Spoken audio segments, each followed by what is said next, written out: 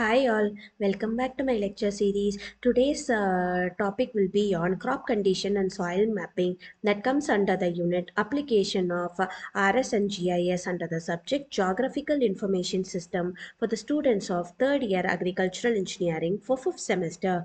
Before going into the session, let us have a small recap what we have seen in the previous class. We have seen about the spatial analysis, crop acreage estimation, and also about the data advantages.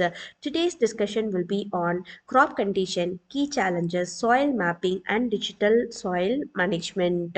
So, let us explore what we are going to see today. So, we do know that monitoring of the crop condition is crucial for precision agriculture, enabling real time management decisions. Remote sensing provides the necessary data, and GIS integrates and visualizes the resultant information. The crop condition monitoring relies on various spatial data sources, including multispectral imagery, thermal infrared imagery, aerial imagery, weather data, soil data, essential ground truth data. Satellite platforms like Sentinel are frequently utilized for this purpose. The vegetation indices are critical indicators derived from satellite imagery that quantify plant health and performance. So, the core data and indices that are responsible are NDVI and EVI. NDVI is nothing but normalized differences vegetation index,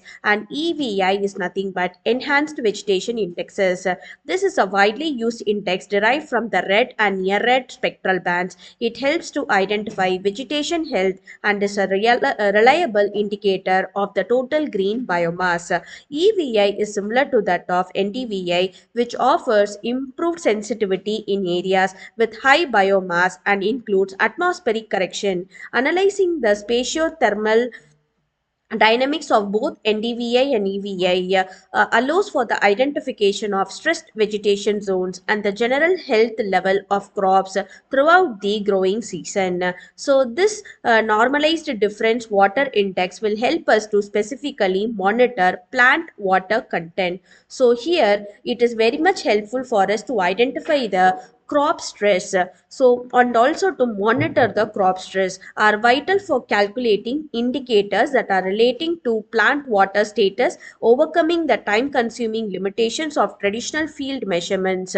Crop water stress index is a key indicator for facilitating irrigation scheduling and water management. It explains the degree of crop water deficiency based on canopy surface temperature, ambient air temperature, and soil water dynamics. This map displays spatio-temporal changes in tandem with crop type variations.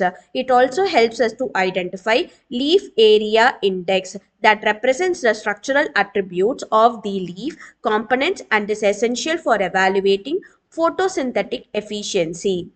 The practical significance includes the result of these monitoring effects, that is, often visualized as maps of NDVI or EVI distribution, have direct practical application like precision agriculture. They allow agronomists to and farmers to conduct real-time crop monitoring, perform early detection of problem areas, and optimize measures like fertilization and irrigation. This is how we are going to map the soil and digital soil classification. Here comes the digital soil mapping with the help of technological integration.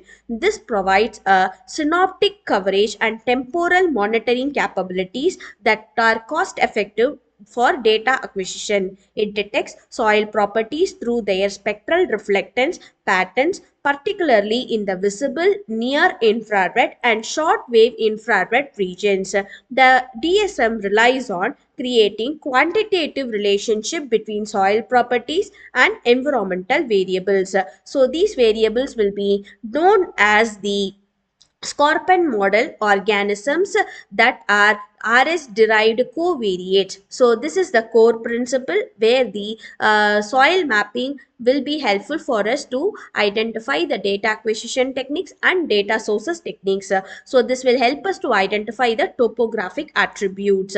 So let us summarize for today's class. We have seen about remote sensing and GIS overview, where we have applied geospatial data processing, digital soil mapping concepts, geostatistics for soil mapping, spectroscopy applications for soil studies, machine learning, and predictive soil mapping.